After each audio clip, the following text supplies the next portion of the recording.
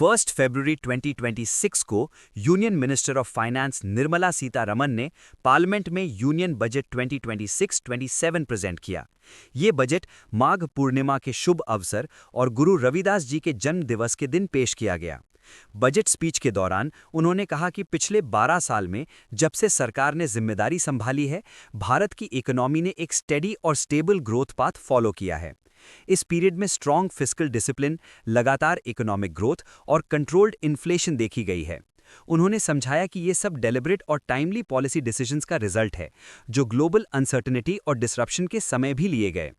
Prime minister Narendra Modi के leadership में सरकार ने हमेशा इन डिसीजन के बजाय डिसाइसिव एक्शन, हॉलो स्टेटमेंट्स के बजाय मीनिंगफुल रिफॉर्म्स और शॉर्ट टर्म पॉपुलिज्म के बजाय पीपल सेंट्रिक पॉलिसीज को चुना है। उन्होंने बताया कि सरकार ने वाइड रेंजिंग स्ट्रक्चरल रिफॉर्म्स किए हैं, फाइनेंशियल डिसिप्लिन मेंटेन किया है और मॉनेटरी स्टेबिलिटी एंश्योर की है। साथ ही पब्लिक इन्वेस्टमेंट पर भी स्ट्रॉन्ग पुश दिया है। आत्मनिर्भरता को गाइडिंग प्रिंसिपल बनाते हुए भारत ने डोमेस्टिक मैन्युफैक्चरिंग कैपेसिटी को स्ट्रेंथन किया, एनर्जी सिक्योरिटी इंप्रूव की और क्रिटिकल इंपोर्ट्स पर डिपेंडेंस कम की। इन एफर्ट्स के साथ साथ सरकार ने यह भी इंश्योर किया कि सिटीजन्स को पॉलिसीज का डायरेक्ट बेनिफिट मिले, इसलिए employment generation, agricultural productivity improvement, house hold purchasing power increase और असेंशियल सर्विसेज के यूनिवर्सल एक्सेस पर फोकस किया गया। इन सब मेजर्स के रिजल्ट के रूप में भारत ने लगभग 7% ग्रोथ रेट अचीव की और पॉवर्टी रिडक्शन और लिविंग स्टैंडर्ड्स इंप्रूवमेंट में सिग्निफिकेंट प्रोग्रेस किया। उन्होंने कहा कि आज का ग्लोबल एनवायरनमेंट काफ़ी चैलेंजिंग है, जहां इंटरनेशनल ट्रेड और मल्टीलैटरल कोऑपरेशन प्रेशर में है, सप्लाई चेन्स डिसरप्ट हो रही हैं और रिसोर्सेज तक एक्सेस मुश्किल हो रहा है। साथ ही न्यू टेक्नोलॉजीज प्रोडक्शन सिस्टम्स को रैपिडली चेंज कर रही हैं और वाटर रिसोर्सेज, एनर्जी नीड्स और क्रिटिकल मिनरल्स पर प्रेशर बढ़ रहा है। इन चैलेंजेस के बावजूद भारत विकसित भारत के गोल की तरफ कॉन्फिडेंस के साथ आगे बढ़ेगा, जहां इकोनॉमिक एम्बिशन और सोशल इंक्लूजन के बीच बैलेंस बनाया जाएगा। एक फास्ट ग्रोइंग इकोनॉमी होने के नाते, जिसके ट्रेड और कैपिटल रिक्वायरमेंट्स बढ़ रहे हैं, भारत ग्लोबल मार्केट से डीपली कनेक्टेड रहने का टारगेट रखता है, एक्सपोर्ट्स एक्सपैंड करके और stable long term investments attract करके। बजट के मेन पार्ट की शुरुआत करते हुए फाइनेंस मिनिस्टर ने भारत के लोगों का धन्यवाद दिया, उनके कंटिन्यूड सपोर्ट के लिए, जब देश दुनिया की सबसे बड़ी इकोनॉमीज में शामिल होने के पथ पर आगे बढ़ रहा है। उन्होंने कहा कि सरकार का गोल है एस्पिरेशंस को रियल अचीवमेंट्स में बदलना और पोटेंशियल को एक्चुअल परफॉर्मेंस में कन्वर्ट करना। साथ ही ये एंश्योर करना कि ग्रोथ के बेनिफिट्स हर farmer, scheduled castes, scheduled tribes, nomadic communities, youth, poor और विमेन तक पहुंचे। उन्होंने ये भी मेंशन किया कि विकसित भारत यंग लीडर्स डायलॉग 2026 के दौरान आए कई इनोवेटिव आइडियाज ने बजट प्रपोजल्स को इंस्पायर किया, जिससे ये एक यूथ ड्रिवन या युवा शक्ति इंस्पायर्ड बजट बना। उन्होंने दोबारा ये बात दोहराई कि सरकार का संकल्प पुअर, अंडर प्रिविलेज्ड और डिसएडवांटेज्ड सेक्शंस पर फोकस करने का है। क्योंकि ये पहला बजट कर्तव्य भवन में प्रिपेयर हुआ है, सरकार ने 3 की कर्तव्यों से इंस्पिरेशन ली है। पहला कर्तव्य है इकोनॉमिक ग्रोथ को एक्सेलरेट और सस्टेन करना, प्रोडक्टिविटी और कंपेटिटिवनेस इंप्रूव करके और ग्लोबल अनसर्टेनिटीज के अगेंस्ट रेजिलियंस स्ट्रेंथन करके। दूसरा कर्तव्य है सिटीजन्स की एस्पिरेशंस को फुलफिल करना और उनकी कैपेबिलिटीज एनहांस करना, ताकि वो भारत के डेवलपमेंट जर्नी के एक्टिव पार्टनर्स बन सकें। तीसरा कर्तव्य, जो सबका साथ सबका विकास के विजन से जुड़ा है, ये एंश्योर करना कि हर फैमिली, कम्युनिटी, रीजन और सेक्टर को रिसोर्सेज, बेसिक फैसिलिटीज और मीनिंगफुल पार्टिसिपेशन की अपॉर्चुनिटीज मिलें। उन्होंने समझाया कि इन गोल्स को अचीव करने के लिए एक स्ट्रॉन्ग सपोर्टिंग इकोसिस्टम जरूरी है। कंटिन्यूअस और forward looking structural reforms momentum बनाए रखने के लिए एसेंशियल हैं। एक रोबस्ट और resilient financial sector savings mobilise करने, कैपिटल को एफिशिएंटली एलोकेट करने और रिस्क्स मैनेज करने के लिए जरूरी है। इसके अलावा एडवांस टेक्नोलॉजीज जैसे आर्टिफिशियल इंटेलिजेंस, गवर्नेंस और सर्विस डिलीवरी इंप्रूव करने में एक मेजर रोल प्ले कर सकती है। गवर्नमेंट के रिफॉर्म एजेंडा का जिक्र करते हुए उन्होंने कहा कि कॉम्प्रिहेंसिव इकोनॉमिक रिफॉर्म्स किए गए हैं, ताकि जॉब्स क्रिएट हों, प्रोडक्टिविटी बूस्ट हो और ग्रोथ एक्सेलरेट हो। प्राइम मिनिस्टर की 2025 के इंडिपेंडेंस डे अनाउंसमेंट के बाद 350 से ज्यादा रिफॉर्म्स ऑलरेडी इंप्लीमेंट हो चुके हैं। इनमें जीएसटी सिंप्लीफिकेशन, लेबर कोड्स का नोटिफिकेशन और मैंडेटरी क्वालिटी कंट्रोल ऑर्डर्स का रैशनलाइजेशन शामिल है। हाई लेवल कमिटी सेटअप की गई हैं और सेंट्रल गवर्नमेंट स्टेट गवर्नमेंट्स के साथ मिलकर रेगुलेशंस रिड्यूस करने और कंप्लायंस रिक्वायरमेंट्स को ईज करने पर काम कर रही है। उन्होंने कहा कि ये ऑनगोइंग रिफॉर्म जर्नी, जिसे रिफॉर्म एक्सप्रेस कहा जा रहा है, अपनी पूरी स्पीड के साथ कंटिन्यू रहेगी, ताकि सरकार अपने कर्तव्य निभा सके। इकोनॉमिक ग्रोथ को एक्सेलरेट और सस्टेन करने के लिए बजट ने 6 की एरियाज में टारगेटेड इंटरवेंशंस प्रपोज किए हैं, जिसमें स्ट्रेटेजिक सेक्टर्स में मैन्युफैक्चरिंग एक्सपैंड करना, ट्रेडिशनल इंडस्ट्रीज को रिवाइव करना, एमएसएमईज को स्ट्रेंथन करना, इंफ्रास्ट्रक्चर बूस्ट करना, long term energy security ensure करना और city based economic regions develop करना शामिल है। एडवांस्ड और फ्यूचर ओरिएंटेड सेक्टर्स में मैन्युफैक्चरिंग स्ट्रेंथन करने के लिए सरकार ने बायोफार्मा शक्ति इनिशिएटिव प्रपोज किया है, जिसका मतलब है strategy for health care advancement through knowledge, technology and innovation. उन्होंने बताया कि भारत का डिजीज बर्डन धीरे धीरे नॉन कम्युनिकेबल डिजीजेस जैसे डायबिटीज, कैंसर और ऑटो इम्यून डिसऑर्डर्स की तरफ शिफ्ट हो रहा है और biological medicine affordable cost per quality of life improve करने के लिए बहुत जरूरी हैं। भारत को ग्लोबल बायोफार्मास्यूटिकल मैन्युफैक्चरिंग हब बनाने के लिए 10,000 करोड़ रुपीस का आउटले 5 ईयर्स के लिए प्रपोज किया गया है, ताकि बायोलॉजिक्स और बायोसिमिलर्स के डोमेस्टिक प्रोडक्शन के लिए एक स्ट्रॉन्ग इकोसिस्टम डेवलप हो। इस इनिशिएटिव के तहत 3 नए national institutes of pharmaceutical education and research setup किए जाएंगे, 7 एग्जिस्टिंग इंस्टीट्यूट्स अपग्रेड होंगे, पूरे देश में 1000 से ज्यादा अक्रेडिटेड क्लिनिकल ट्रायल साइट्स बनाई जाएंगी और central drug standard control organisation को स्ट्रेंथन किया जाएगा स्पेशलाइज्ड साइंटिफिक रिव्यू स्टाफ के साथ, ताकि ग्लोबल स्टैंडर्ड्स मीट हों और अप्रूवल टाइमलाइंस फास्ट हों। उन्होंने आगे कहा कि इंडिया सेमीकंडक्टर मिशन 1.0 की अचीवमेंट्स पर बिल्ड करते हुए सरकार ISM 2.0 लॉन्च करेगी, जिससे सेमीकंडक्टर इक्विपमेंट और मटेरियल्स में कैपेबिलिटीज एक्सपैंड होंगी, complete Indian intellectual property develop होगी, सप्लाई चेन स्ट्रेंथन होंगी और इंडस्ट्री लेड रिसर्च और ट्रेनिंग सेंटर्स प्रमोट होंगे, ताकि एक स्किल्ड वर्कफोर्स क्रिएट हो। अप्रैल 2025 में लॉन्च हुई इलेक्ट्रॉनिक्स कंपोनेंट्स मैन्युफैक्चरिंग स्कीम, जिसका इनिशियल आउटले 22,919 करोड़ रुपीस था, उसने ऑलरेडी टारगेट से डबल इन्वेस्टमेंट कमिटमेंट्स अट्रैक्ट कर लिए हैं। इस सक्सेस को और आगे बढ़ाने के लिए सरकार ने इस आउटले को 40,000 करोड़ रुपीस तक बढ़ाने का प्रपोजल दिया है। उन्होंने ये भी बताया कि नवंबर 2025 में रेयर अर्थ परमानेंट मैग्नेट्स के लिए एक स्कीम लॉन्च की गई थी और अब सरकार ओडिशा, केरला, आंध्र प्रदेश और तमिलनाडु जैसे मिनरल रिच स्टेट्स को सपोर्ट करेगी, जहां dedicated rare earth corridors develop किए जाएंगे। ये कॉरिडोर्स माइनिंग, प्रोसेसिंग, रिसर्च और मैन्युफैक्चरिंग एक्टिविटीज को प्रमोट करेंगे। आखिर में इंपोर्टेड केमिकल्स पर डिपेंडेंस कम करने और डोमेस्टिक प्रोडक्शन स्ट्रेंथन करने के लिए सरकार एक नई स्कीम लॉन्च करेगी, जिसमें स्टेट्स को कंपेटिटिव चैलेंज बेस्ड अप्रोच के through 3 dedicated chemical park setup करने के लिए सपोर्ट दिया जाएगा, जहां cluster based plug in play model follow किया जाएगा। फाइनेंस मिनिस्टर ने कहा कि एक स्ट्रॉन्ग कैपिटल गुड्स इंडस्ट्री होना बहुत ही इंपॉर्टेंट है, क्योंकि ये इकोनॉमी के कई सेक्टर्स में प्रोडक्टिविटी, एफिशिएंसी और क्वालिटी पर डायरेक्ट इंपैक्ट डालती है। इस स्ट्रेंथ को बिल्ड करने के लिए गवर्नमेंट ने कई मेजर्स प्रपोज किए हैं। सेंट्रल पब्लिक सेक्टर एंटरप्राइजेस के थ्रू सिलेक्टेड लोकेशंस पर 2 हाईटेक टूल रूम्स सेट किए जाएंगे। ये टूल रूम्स डिजिटली एनेबल्ड और फुल्ली ऑटोमेटेड सर्विस सेंटर्स के रूप में काम करेंगे, जहां हाई प्रिसिजन कंपोनेंट्स का लोकल डिजाइन, टेस्टिंग और large scale manufacturing low cost per किया जा सकेगा। इससे इंडस्ट्रीज को इंपोर्ट्स पर डिपेंडेंस कम करने में मदद मिलेगी। इसके अलावा enhancement of construction and infrastructure equipment के लिए एक नई स्कीम इंट्रोड्यूस की जाएगी, जिसका एम कंस्ट्रक्शन और इंफ्रास्ट्रक्चर में यूज होने वाले हाई वैल्यू और टेक्नोलॉजिकली एडवांस्ड इक्विपमेंट की डोमेस्टिक मैन्युफैक्चरिंग को स्ट्रेंथन करना है। इसमें मल्टी स्टोरीड बिल्डिंग्स के एलिवेटर्स, हर साइज के फायर फाइटिंग इक्विपमेंट और मेट्रो प्रोजेक्ट्स और हाई एल्टीट्यूड रोड कंस्ट्रक्शन के लिए जरूरी टनल बोरिंग मशीन्स जैसे हैवी मशीनरी शामिल हैं।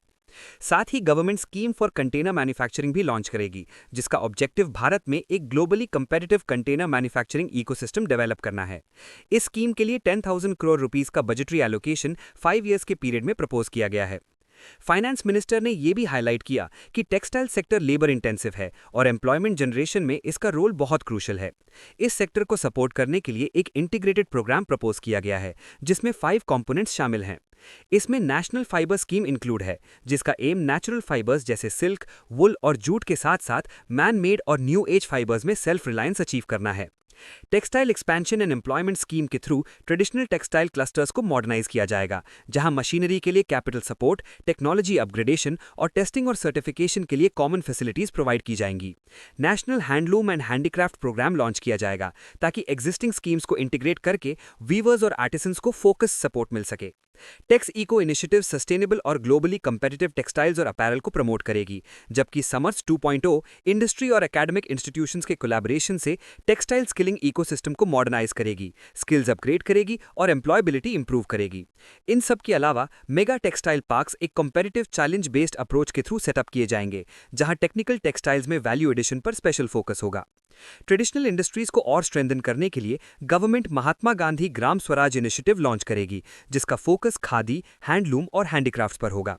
ये इनिशिएटिव इन सेक्टर्स को ग्लोबल मार्केट्स तक एक्सेस और बेटर ब्रांडिंग प्रोवाइड करेगी। इसके through training, skill development, quality processes और प्रोडक्शन स्टैंडर्ड्स को स्ट्रीमलाइन किया जाएगा, जिसका benefit weavers, village industries, one district one product initiative और रूरल यूथ को मिलेगा। फाइनेंस मिनिस्टर ने यह भी कहा कि भारत के पास हाई क्वालिटी और अफोर्डेबल स्पोर्ट्स गुड्स के लिए एक ग्लोबल हब बनने की स्ट्रॉन्ग पोटेंशियल है। इस पोटेंशियल को रियलाइज करने के लिए एक डेडिकेटेड इनिशिएटिव लॉन्च किया जाएगा, जो manufacturing, research, equipment design, innovation और मटेरियल साइंसेज के एडवांसमेंट को प्रमोट करेगा। गवर्नमेंट ट्रेडिशनल इंडस्ट्रियल एरियाज को रिवाइव करने के लिए 200 लेगेसी इंडस्ट्रियल क्लस्टर्स को रिजुविनेट करने की स्कीम इंट्रोड्यूस करेगी। इससे उनकी कॉम्पिटिटिवनेस और एफिशिएंसी इंफ्रास्ट्रक्चर डेवलपमेंट और टेक्नोलॉजी अपग्रेड्स के जरिए इंप्रूव होगी। एमएसएमईज को इकोनॉमिक ग्रोथ का की इंजन मानते हुए फाइनेंस मिनिस्टर ने उन्हें चैंपियन एसएमईज बनाने के लिए एक 3 पार्ट स्ट्रैटेजी आउटलाइन की। इक्विटी सपोर्ट के लिए 10,000 करोड़ रुपीस का एसएमई ग्रोथ फंड क्रिएट किया जाएगा, जो स्पेसिफिक एलिजिबिलिटी क्राइटेरिया के बेसिस पर हाई पोटेंशियल एंटरप्राइजेस को सपोर्ट करेगा। इसके अलावा 2021 में established self reliant India fund को 2,000 करोड़ रुपीस के एडिशनल सपोर्ट के साथ स्ट्रेंथन किया जाएगा, ताकि माइक्रो एंटरप्राइजेस को रिस्क कैपिटल का एक्सेस मिलता रहे। एमएसएमईज के लिक्विडिटी चैलेंजेस को एड्रेस करने के लिए government trade receivables discounting system को और स्ट्रेंथन करेगी, जिसके थ्रू अब तक 7 लाख करोड़ रुपीस से ज्यादा अमाउंट मेड अवेलेबल हो चुका है। सीपीएसईज द्वारा एमएसएमई से की गई सभी परचेजेस को मैंडेटरी रूप से ट्रेड्स प्लेटफॉर्म के थ्रू सेटल किया जाएगा, ताकि प्राइवेट कंपनीज के लिए भी एक एग्जाम्पल सेट हो। सीजीटीएमएसई के through credit guarantee support, invoice discounting के लिए इंट्रोड्यूस किया जाएगा। गवर्नमेंट ई मार्केट प्लेस को ट्रेड्स के साथ लिंक किया जाएगा, जिससे गवर्नमेंट परचेजेस की इन्फॉर्मेशन फाइनेंसियर्स के साथ शेयर हो सके और फाइनेंसिंग फास्टर और चीपर हो। ट्रेड्स रिसीवेबल्स को एसेट बेस्ड सिक्योरिटीज के रूप में इंट्रोड्यूस किया जाएगा, ताकि सेकेंडरी मार्केट डेवलप हो, लिक्विडिटी इंप्रूव हो और पेमेंट सेटलमेंट फास्ट हो। प्रोफेशनल सपोर्ट प्रोवाइड करने के लिए गवर्नमेंट आईसीएआई, आईसीएसआई और आईसीएमआई जैसे इंस्टीट्यूशंस के साथ मिलकर short term modular courses design करेगी, जिससे कॉर्पोरेट मित्राज नाम के ट्रेंड पैरा प्रोफेशनल्स का एक पूल क्रिएट होगा, खासकर टीयर 2 और टीयर 3 टाउन्स में। ये प्रोफेशनल्स एमएसएमईज को affordable cost per regulatory compliance में मदद करेंगे। फाइनेंस मिनिस्टर ने बताया कि पिछले एक डेकेड में गवर्नमेंट ने पब्लिक इंफ्रास्ट्रक्चर को काफी एक्सपैंड किया है। न्यू फाइनेंसिंग टूल्स जैसे इंफ्रास्ट्रक्चर इन्वेस्टमेंट ट्रस्ट और रियल एस्टेट इन्वेस्टमेंट ट्रस्ट और इंस्टीट्यूशंस जैसे एनआईआईएफ और नाबिड के जरिए इंफ्रास्ट्रक्चर डेवलपमेंट का फोकस आगे भी टीयर 2 और टीयर 3 सिटीज पर होगा, जिनकी पॉपुलेशन 5 लाख से ज्यादा है, क्योंकि ये इंपॉर्टेंट ग्रोथ सेंटर्स के रूप में इमर्ज हुए हैं। पब्लिक कैपिटल एक्सपेंडिचर 2014-15 के 2 लाख करोड़ रुपीस से बढ़कर बजट एस्टिमेट्स 2025-26 में 11.2 लाख करोड़ रुपीस हो चुका है और 2026-27 के लिए इस एलोकेशन को और बढ़ाकर 12.2 लाख करोड़ रुपीस किया जाएगा, ताकि मोमेंटम सस्टेन रहे। इंफ्रास्ट्रक्चर प्रोजेक्ट्स के कंस्ट्रक्शन फेज में प्राइवेट डेवलपर्स का रिस्क कम करने के लिए एक infrastructure risk guarantee fund setup किया जाएगा, जो लेंडर्स को पार्शियल क्रेडिट गारंटीज प्रोवाइड करेगा।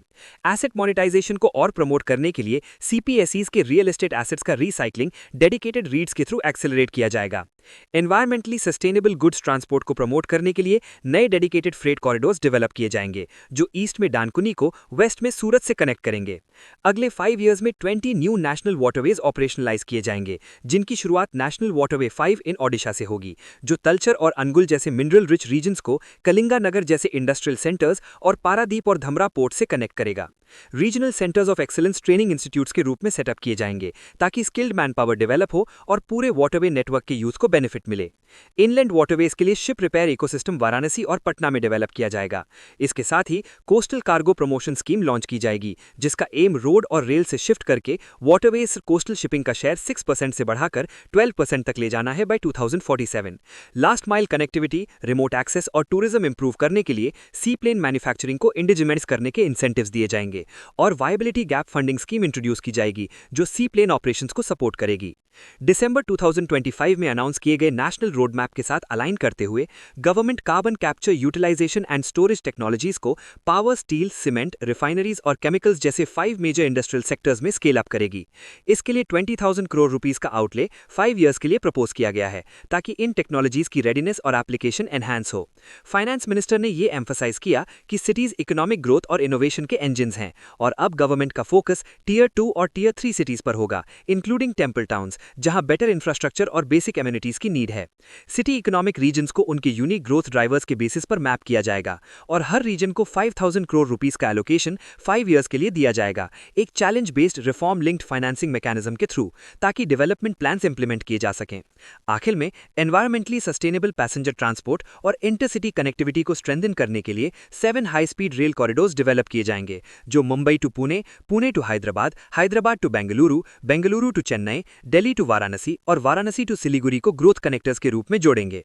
फाइनेंस मिनिस्टर ने कहा कि इंडिया का बैंकिंग सेक्टर इस वक्त बहुत स्ट्रांग पोजीशन में है, जहां healthy balance sheets, record profitability, improved asset quality और बैंकिंग सर्विसेज 98% से ज्यादा विलेजेस तक पहुंच चुकी हैं। इस स्टेज पर देश अब फ्यूचर की तरफ देखने और ये एसेस करने के लिए वेल प्रिपेयर्ड है कि बैंकिंग सिस्टम में रिफॉर्म लेड ग्रोथ को कंटिन्यू रखने के लिए आगे क्या स्टेप्स लेने चाहिए। इस प्रोसेस को गाइड करने के लिए government high level committee on banking for विकसित भारत सेटअप करेगी। ये कमिटी बैंकिंग सेक्टर का कॉम्प्रिहेंसिव रिव्यू करेगी और इसे इंडिया के next phase of economic growth के साथ अलाइन करेगी। साथ ही फाइनेंशियल स्टेबिलिटी, फाइनेंशियल इंक्लूजन और कंज्यूमर प्रोटेक्शन एंश्योर करेगी। उन्होंने ये भी एक्सप्लेन किया कि नॉन बैंकिंग फाइनेंशियल कंपनीज यानी NBFCs के लिए विकसित भारत की जर्नी में एक क्लियर विजन ले डाउन किया गया है, जिसमें क्रेडिट एक्सपेंशन और टेक्नोलॉजी अडॉप्शन के डिफाइंड टारगेट्स हैं। पब्लिक सेक्टर NBFCs में एफिशिएंसी इंप्रूव करने और स्केल अचीव करने के लिए इनिशियल स्टेप के रूप में गवर्नमेंट ने पावर फाइनेंस कॉर्पोरेशन और रूरल इलेक्ट्रिफिकेशन कॉर्पोरेशन के रीस्ट्रक्चरिंग का प्रपोजल दिया है। इसके साथ ही foreign exchange management, non debt instruments rules का कॉम्प्रिहेंसिव रिव्यू किया जाएगा, ताकि फॉरेन इन्वेस्टमेंट के लिए एक मॉडर्न, सिंपल और यूजर फ्रेंडली फ्रेमवर्क बन सके जो इंडिया की इवॉल्विंग इकोनॉमिक प्रायोरिटीज के साथ अलाइंड हो। कॉर्पोरेट बॉन्ड मार्केट को डीपन और स्ट्रेंथन करने के लिए गवर्नमेंट एक मार्केट मेकिंग फ्रेमवर्क इंट्रोड्यूस करेगी, जो कॉर्पोरेट बॉन्ड इंडाइसेस से लिंक्ड फंड्स और डेरिवेटिव्स तक सूटेबल एक्सेस प्रोवाइड करेगा। Total return swaps on corporate bonds भी इंट्रोड्यूस किए जाएंगे, जिससे लिक्विडिटी और रिस्क मैनेजमेंट इंप्रूव होगा। म्यूनिसिपल बॉन्ड्स के थ्रू लार्ज सिटीज को ज्यादा फंड्स रेज करने के लिए एनकरेज करने के पर्पस से गवर्नमेंट 100 करोड़ रुपीस का इंसेंटिव देगी उन केसेस में जहां single municipal bond issuance 1000 crore rupees से ज्यादा हो।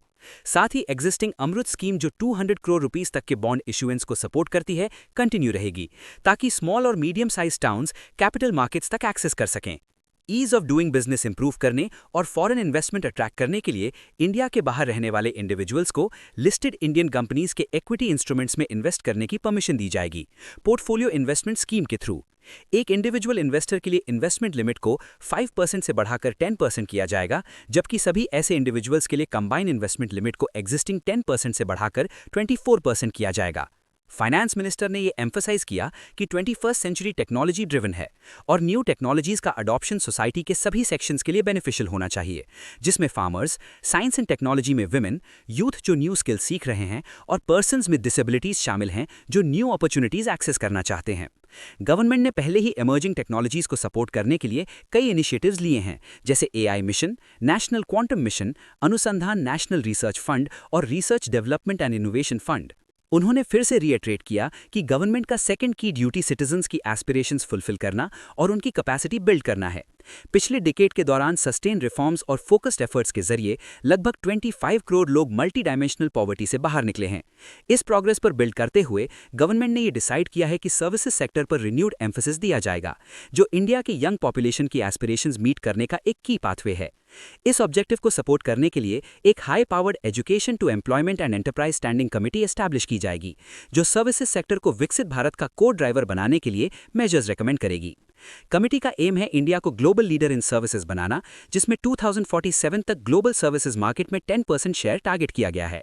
ये कमेटी प्रायोरिटी एरियाज आइडेंटिफाई करेगी फॉर ग्रोथ, एम्प्लॉयमेंट और एक्सपोर्ट्स, और ये असेस करेगी कि इमर्जिंग टेक्नोलॉजीज जैसे आर्टिफिशियल इंटेलिजेंस, जॉब्स और स्किल रिक्वायरमेंट्स को कैसे अफेक्ट करेंगी और उसके अकॉर्डिंगली सूटेबल मेजर्स रेकमेंड करेगी। यूथ के लिए न्यू और diverse skilled career opportunities create करने के लिए गवर्नमेंट ने कई सेक्टर्स में टारगेटेड इंटरवेंशंस प्रपोज किए हैं। हेल्थ सेक्टर में जो इंस्टीट्यूशंस अलाइड हेल्थ प्रोफेशनल्स को ट्रेन करती हैं, उन्हें अपग्रेड किया जाएगा और न्यू इंस्टीट्यूशंस पब्लिक और प्राइवेट सेक्टर दोनों में एस्टैब्लिश किए जाएंगे। ट्रेनिंग 10 सिलेक्टेड डिसिप्लिन्स कवर करेगी, जैसे optometry, radiology, anaesthesia, operation theatre technology, applied psychology और बिहेवियरल हेल्थ, और इससे अगले 5 ईयर्स में 1 लाख नए अलाइड हेल्थ प्रोफेशनल्स ऐड होंगे। इसके साथ ही जेरियाट्रिक और अलाइड केयर सर्विसेज के लिए एक स्ट्रॉन्ग केयर इकोसिस्टम डेवलप किया जाएगा। NSQF अलाइंड प्रोग्राम्स इंट्रोड्यूस किए जाएंगे, जिनके through multi skilled care givers train किए जाएंगे, जो कोर केयर सर्विसेज के साथ साथ वेलनेस, योगा, मेडिकल और असिस्टिव डिवाइसेस के ऑपरेशन जैसे अलाइड स्किल्स भी कंबाइन कर सकेंगे। सिर्फ आने वाले 1 ईयर में ही 1.5 लाख केयर गिवर्स ट्रेन किए जाएंगे। इंडिया को मेडिकल वैल्यू टूरिज्म के लिए एक ग्लोबल डेस्टिनेशन के रूप में प्रमोट करने के लिए गवर्नमेंट एक स्कीम लॉन्च करेगी जो स्टेट्स को 5 रीजनल मेडिकल हब सेटअप करने में सपोर्ट करेगी, प्राइवेट सेक्टर पार्टनरशिप के साथ। ये hubs integrated health care complexes के रूप में काम करेंगे, जहां मेडिकल ट्रीटमेंट, एजुकेशन और रिसर्च सब एक साथ होंगे। इनमें AYUSH centres, medical tourism facilitation centres और डायग्नोस्टिक्स, पोस्ट ट्रीटमेंट केयर और रिहैबिलिटेशन की फैसिलिटीज शामिल होंगी। ये hubs doctors, allied health professionals और दूसरे हेल्थ केयर वर्कर्स के लिए wide range of employment opportunities generate करेंगे। फाइनेंस मिनिस्टर ने नोट किया कि एंशिएंट इंडियन प्रैक्टिसेस जैसे योगा को ग्लोबल रिकग्निशन मिली जब प्राइम मिनिस्टर ने इसे यूएन में प्रमोट किया, और आयुर्वेदा को भी कोविड-19 पैंडेमिक के बाद सिमिलर ग्लोबल एक्सेप्टेंस मिली। हाई क्वालिटी आयुर्वेदिक प्रोडक्ट्स का एक्सपोर्ट फार्मर्स को बेनिफिट करता है जो मेडिसिनल प्लांट्स कल्टिवेट करते हैं, और यूथ को जो प्रोसेसिंग और मैन्युफैक्चरिंग में एंगेज्ड हैं।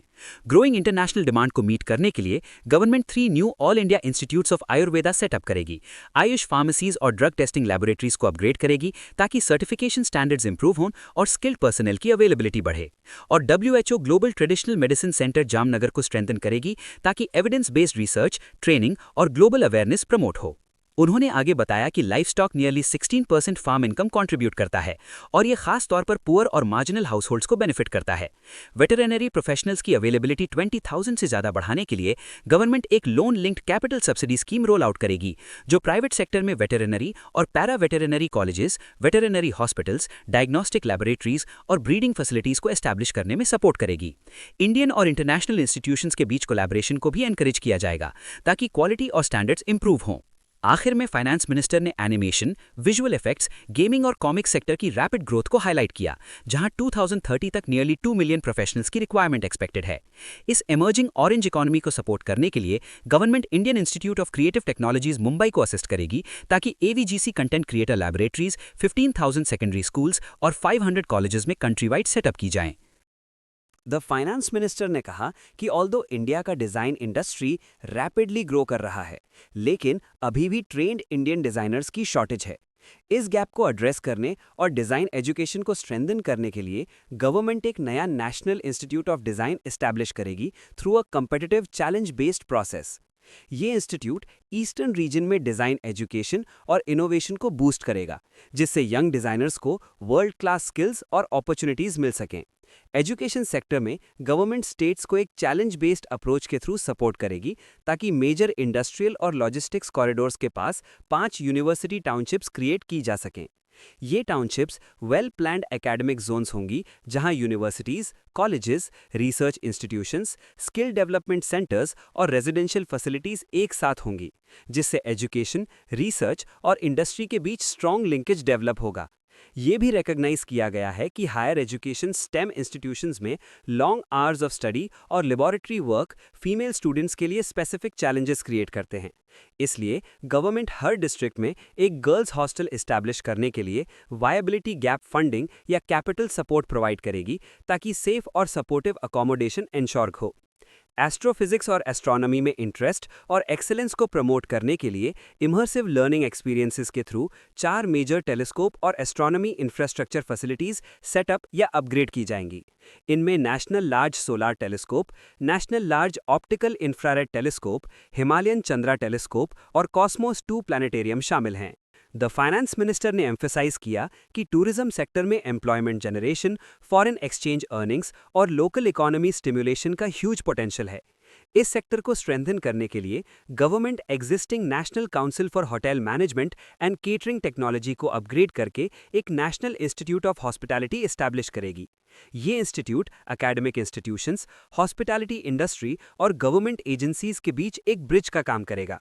इसके साथ ही एक पायलट स्कीम लॉन्च की जाएगी जिसके अंडर 20 आइकॉनिक टूरिस्ट डेस्टिनेशंस पे 10,000 टूरिस्ट गाइड्स को अपस्किल किया जाएगा थ्रू एक स्टैंडर्डाइज्ड हाई क्वालिटी 12-वीक ट्रेनिंग प्रोग्राम, जो हाइब्रिड मोड में कंडक्ट होगा और एक इंडियन इंस्टीट्यूट ऑफ मैनेजमेंट के कोलैबोरेशन से डिलीवर किया जाएगा।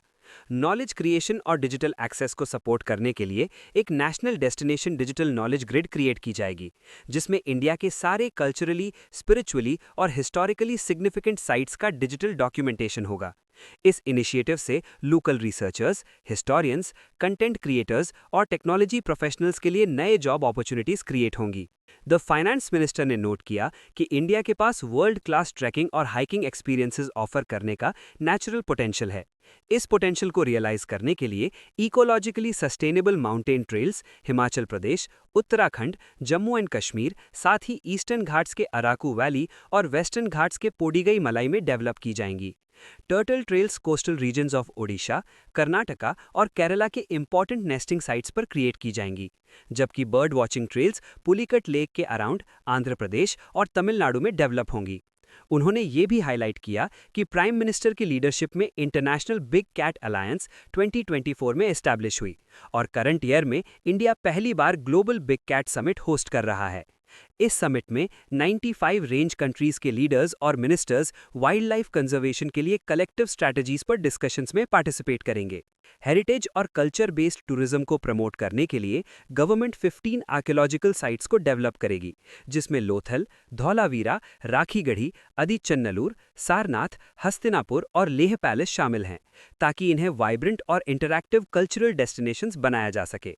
एक्सकवेटेड एरियाज को केयरफुली डिजाइंड वॉकवेज के थ्रू पब्लिक के लिए ओपन किया जाएगा और मॉडर्न इमर्सिव स्टोरी टेलिंग और टेक्नोलॉजीज इंट्रोड्यूस की जाएंगी for conservation laboratories, interpretation centres और टूरिस्ट गाइड्स, ताकि विजिटर एक्सपीरियंस और अंडरस्टैंडिंग एनहांस हो। द फाइनेंस मिनिस्टर ने कहा कि sports sector employment, skill development और करियर्स के लिए वाइड अपॉर्चुनिटीज प्रोवाइड करता है। खेलो इंडिया प्रोग्राम के थ्रू इनिशिएट की गई स्ट्रक्चर्ड स्पोर्ट्स टैलेंट डेवलपमेंट पर बिल्ड करते हुए गवर्नमेंट एक खेलो इंडिया मिशन लॉन्च करेगी, जो नेक्स्ट 10 इयर्स में स्पोर्ट्स सेक्टर को ट्रांसफॉर्म करने का एम करती है। ये मिशन फाउंडेशनल, इंटरमीडिएट और एलीट लेवल ट्रेनिंग सेंटर्स के थ्रू एक integrated talent development pathway create करेगी, कोचेज और सपोर्ट स्टाफ के सिस्टमैटिक डेवलपमेंट को सपोर्ट करेगी, स्पोर्ट्स साइंस और टेक्नोलॉजी इंटीग्रेट करेगी, कॉम्पिटिशन्स और लीग्स के थ्रू स्पोर्ट्स कल्चर प्रमोट करेगी और ट्रेनिंग और कॉम्पिटिशन्स के लिए high quality sports infrastructure develop करेगी। शी रीइटरेटेड कि गवर्नमेंट का थर्ड की ड्यूटी सबका साथ सबका विकास के विजन के साथ अलाइन करता है इन द जर्नी टुवर्ड्स विकसित भारत। इस गोल को अचीव करने के लिए फार्मर्स इनकम्स को इंक्रीज करने पर फोकस्ड एफर्ट्स चाहिए through higher productivity and entrepreneurship, specially small और मार्जिनल फार्मर्स के लिए। इसमें पर्सन्स विद डिसेबिलिटीज को एम्पावर करना भी शामिल है थ्रू लाइवलीहुड अपॉर्चुनिटीज, ट्रेनिंग और हाई क्वालिटी असिस्टिव डिवाइसेस का एक्सेस, वल्नरेबल सेक्शंस के लिए मेंटल हेल्थ और ट्रॉमा केयर को स्ट्रेंथन करना और पूर्वोदया स्टेट्स और नॉर्थ ईस्टर्न रीजन में डेवलपमेंट और एम्प्लॉयमेंट को एक्सेलरेट करना। फार्मर्स इनकम को रेस करने के लिए गवर्नमेंट अलाइड एग्रीकल्चरल सेक्टर्स में मल्टीपल स्टेप्स लेगी। फिशरी सेक्टर में 500 रिजर्वॉयर्स और अमृत सरोवर्स के इंटीग्रेटेड डेवलपमेंट के इनिशिएटिव्स लिए जाएंगे और कोस्टल एरियाज में फिशरीज वैल्यू चेन को स्ट्रेंथन किया जाएगा बाय इंप्रूविंग मार्केट लिंकेजेस, जिसमें स्टार्टअप्स, विमेन लेड ग्रुप्स और fish farmer producer organisations involve होंगे। एनिमल हस्बेंड्री में गवर्नमेंट एंटरप्रेन्योरशिप प्रमोट करेगी through credit linked subsidy programmes, modernisation of livestock enterprises, integrated value chains in livestock, dairy and poultry और livestock farmer producer organisations के formation को encourage करेगी, जिससे rural और peri urban areas में quality employment create होगा। Agricultural production diversify करने, productivity improve करने, फार्म इनकम्स इंक्रीज करने और नए जॉब्स क्रिएट करने के लिए गवर्नमेंट हाई वैल्यू क्रॉप्स को सपोर्ट करेगी। कोस्टल एरियाज में कोकोनट, सैंडलवुड, कोकोआ और कैशू जैसे क्रॉप्स प्रमोट किए जाएंगे। नॉर्थ ईस्टर्न रीजन में अगरवुड कल्टीवेशन को सपोर्ट मिलेगा, जबकि हिली रीजन्स में आलमंड्स, वॉलनट्स और पाइन नट्स जैसे नट्स को फोकस्ड असिस्टेंस दी जाएगी। द फाइनेंस मिनिस्टर ने पॉइंट आउट किया कि इंडिया वर्ल्ड का लार्जेस्ट कोकोनट प्रोड्यूसर है, जहां around 30 million people including nearly 10 million farmers अपनी लाइवलीहुड्स के लिए कोकोनट कल्टीवेशन पर डिपेंड करते हैं। कॉम्पिटिटिवनेस एनहांस करने के लिए एक कोकोनट प्रमोशन स्कीम लॉन्च की जाएगी, जिसका एम प्रोडक्शन और प्रोडक्टिविटी इंक्रीज करना होगा by replacing old and unproductive coconut trees with new and improved varieties in major coconut growing states. She further announced एक dedicated programme for Indian cashew and cocoa, जिसका objective self reliance achieve करना होगा in raw material production and processing, export competitiveness improve करना और Indian cashew और cocoa को premium global brands में transform करना बाय 2030। सैंडलवुड की डीप कल्चरल और सोशल सिग्निफिकेंस को रिकॉग्नाइज करते हुए गवर्नमेंट स्टेट गवर्नमेंट्स के साथ मिलकर फोकस्ड कल्टीवेशन और पोस्ट हार्वेस्ट प्रोसेसिंग प्रमोट करेगी ताकि इंडियन सैंडलवुड इकोसिस्टम रिवाइव और स्ट्रेंथन हो।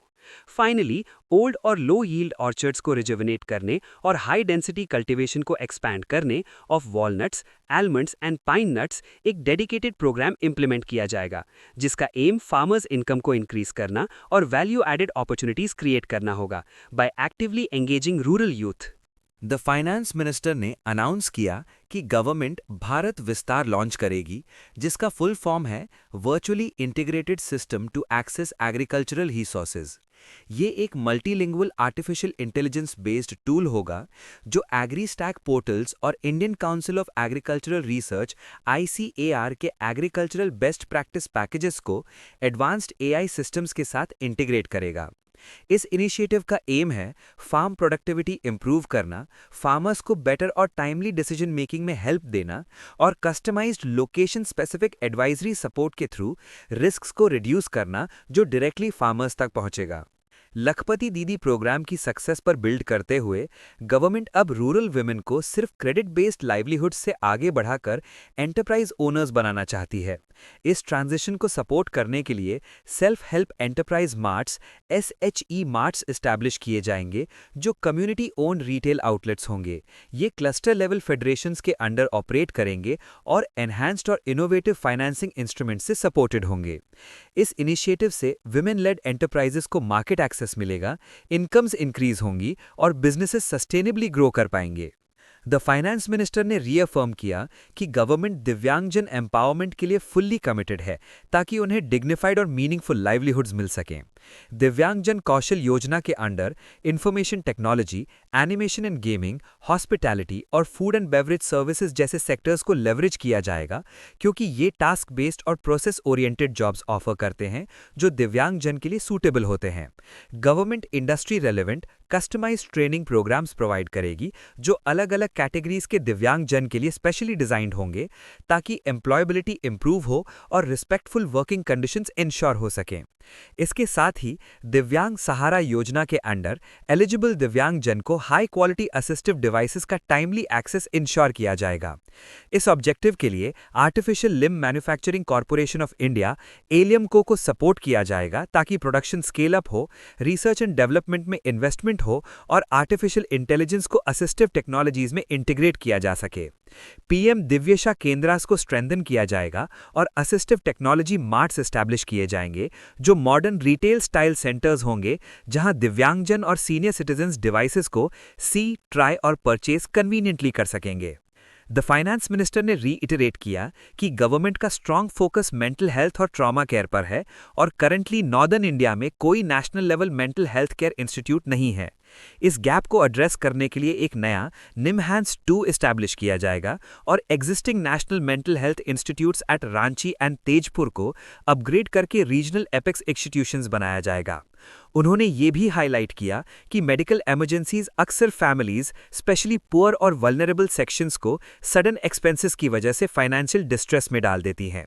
इस बर्डन को रिड्यूस करने और हेल्थ केयर कैपेसिटी स्ट्रेंथन करने के लिए emergency and trauma centres district hospitals में एस्टैब्लिश किए जाएंगे, जिससे एग्जिस्टिंग कैपेसिटी 50% तक इंक्रीज होगी। पूर्वोदय स्टेट्स और नॉर्थ ईस्टर्न रीजन पर भी स्पेशल फोकस दिया जाएगा ताकि डेवलपमेंट एक्सेलरेट हो और एम्प्लॉयमेंट अपॉर्चुनिटीज क्रिएट हो सकें। पूर्वोदय इनिशिएटिव के अंडर गवर्नमेंट एक integrated east coast industrial corridor develop करेगी जिसमें दुर्गापुर में एक वेल कनेक्टेड इंडस्ट्रियल नोड होगा। 5 टूरिज्म डेस्टिनेशंस 5 पूर्वोदय स्टेट्स में क्रिएट किए जाएंगे और 4000 इलेक्ट्रिक बसेस प्रोवाइड की जाएंगी ताकि कनेक्टिविटी इंप्रूव हो और क्लीन ट्रांसपोर्ट प्रमोट हो। नॉर्थ ईस्टर्न रीजन, जो कि थेरावादा और महायाना वज्रायाना बुद्धिस्ट ट्रेडिशंस का एक यूनिक सिविलाइजेशनल मीटिंग पॉइंट है, वहां गवर्नमेंट एक डेडिकेटेड स्कीम लॉन्च करेगी ताकि बुद्धिस्ट सर्किट्स डेवलप किए जा सकें इन अरुणाचल प्रदेश, सिक्किम, असम, मणिपुर, मिजोरम और त्रिपुरा। इस स्कीम का फोकस होगा टेम्पल्स और monasteries preservation, pilgrimage interpretation centres creation, connectivity improvement और पिलग्रिम्स के लिए बेटर एमिनिटीज प्रोवाइड करना। द फाइनेंस मिनिस्टर ने हाउस को इन्फॉर्म किया कि 16th फाइनेंस कमीशन ने अपनी रिपोर्ट 17 नवंबर 2025 को प्रेसिडेंट को सबमिट की। आर्टिकल 281 ऑफ द कॉन्स्टिट्यूशन के रिक्वायरमेंट के अकॉर्डिंग गवर्नमेंट इस रिपोर्ट को एक एक्सप्लेनेटरी मेमोरेंडम के साथ, जिसमें कमीशन की रिकमेंडेशंस पर एक्शन टेकन डिटेल होगी, पार्लियामेंट के सामने प्लेस करेगी। गवर्नमेंट ने कमीशन की रिकमेंडेशन एक्सेप्ट की है, जिसमें vertical share of tax devolution to states को 41% पर रिटेन करने की बात है। इन रिकमेंडेशंस के बेसिस पर 1.4 लाख करोड़ रुपीस स्टेट्स को फाइनेंशियल ईयर 2026-27 के लिए प्रोवाइड किए गए हैं एज फाइनेंस कमीशन ग्रांट्स, जिसमें रूरल और अर्बन लोकल बॉडीज और डिजास्टर मैनेजमेंट के ग्रांट्स इंक्लूड हैं। द फाइनेंस मिनिस्टर ने कहा कि गवर्नमेंट ने हमेशा अपने फिस्कल कमिटमेंट्स ऑनर किए हैं, जबकि सोशल सेक्टर नीड्स को कॉम्प्रोमाइज नहीं किया गया। बजट 2025-26 में गवर्नमेंट ने इंडिकेट किया था कि central government debt to GDP ratio को 50% ±1% मार्जिन तक 2030-31 तक ब्रिंग किया जाएगा। इस पाथ के अकॉर्डेंस में debt to GDP ratio budget estimates 2026-27 में 56.6% एस्टिमेट किया गया है, जबकि रिवाइज्ड एस्टिमेट्स 2026-27 में ये 56.1% था। Declining debt to GDP ratio से ग्रेजुअली प्रायोरिटी सेक्टर्स के लिए ज़्यादा रिसोर्सेज अवेलेबल होंगे, क्योंकि इंटरेस्ट पेमेंट ऑब्लिगेशंस रिड्यूस होंगी। उन्होंने आगे बताया कि fiscal deficit public debt manage करने का एक की ऑपरेशनल टूल है। गवर्नमेंट ने 2021-22 में किया गया कमिटमेंट फुलफिल किया है, जिसमें फिस्कल डेफिसिट को जीडीपी के 4.5% से नीचे 2025-26 तक लाना था। रिवाइज्ड एस्टिमेट्स 2026-27 में fiscal deficit 4.4% of GDP estimate किया गया है, जो उसी साल के बजट एस्टिमेट के बराबर है। फिस्कल डिसिप्लिन और डेट कंसोलिडेशन के पाथ पर कंटिन्यू करते हुए फिस्कल डेफिसिट 2026-27 के लिए 4.3% ऑफ जीडीपी एस्टिमेट किया गया है। रिवाइज्ड एस्टिमेट्स 2026-27 के according non debt receipts 34 lakh crore estimate किए गए हैं, जिसमें centre's net tax receipts 26.7 lakh crore हैं। Total expenditure 49.6 lakh crore estimate किया गया है, जिसमें कैपिटल एक्सपेंडिचर लगभग 11 लाख करोड़ हैं। 2026-27 के लिए non debt receipts 36.5 lakh crore estimate किए गए हैं, जबकि total expenditure 53.5 lakh crore projected है। Centre's net tax receipts 28.7 lakh crore हैं। फिस्कल डेफिसिट फाइनेंस करने के लिए net market borrowings through dated securities 11.7 lakh crore estimate किए गए हैं, और रिमेनिंग फाइनेंसिंग स्मॉल सेविंग्स और अदर सोर्सेज से आएगी। ग्रॉस मार्केट बोरोइंग्स 2026-27 के लिए 17.2 लाख करोड़ एस्टिमेट किए गए हैं। इसके बाद द फाइनेंस मिनिस्टर ने कहा कि वो बजट के पार्ट बी पर प्रोसीड करेंगी।